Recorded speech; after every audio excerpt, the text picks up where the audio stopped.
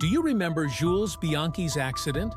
Or Felipe Massa's helmet being hit at over 200 kilometers per hour? Or Romain Grosjean's car exploding into flames in Bahrain? And even after all this, the Formula One cockpit is still open. But why?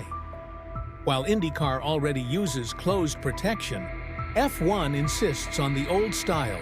And it's not just a question of tradition, it's much more complex than it seems. Today, you'll understand the real reasons and why it can still cost a driver's life. In 2018, Formula One introduced the HALO. They called it horrible, decorative. Toto Wolff, Mercedes' boss, even said he wanted to cut the part with a saw. But he was the one who saved Charles Leclerc and, most importantly, saved Romain Grosjean from being decapitated in Bahrain. The HALO changed everything. While HALO is an open structural protection, IndyCar has adopted Aeroscreen, a kind of armored windshield. Both protect, but in different ways.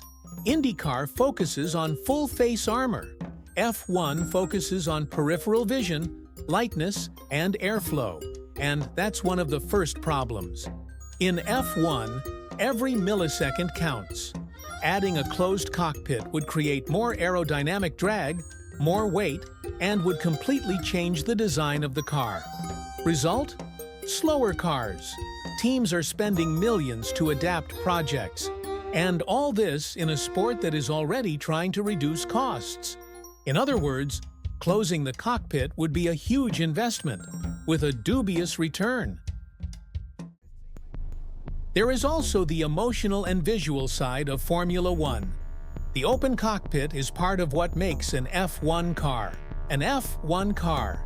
Changing that would be like seeing the Mona Lisa with sunglasses on. Does safety come first?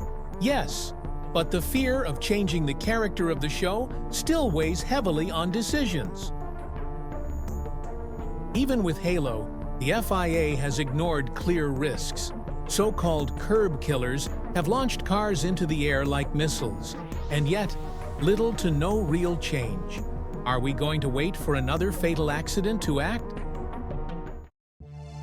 The truth is that the closed cockpit is not ruled out. The technology already exists. Indy proved it is possible. But for now, F1 continues to say, not yet. Until when? What do you think? Is it time to close the cockpit?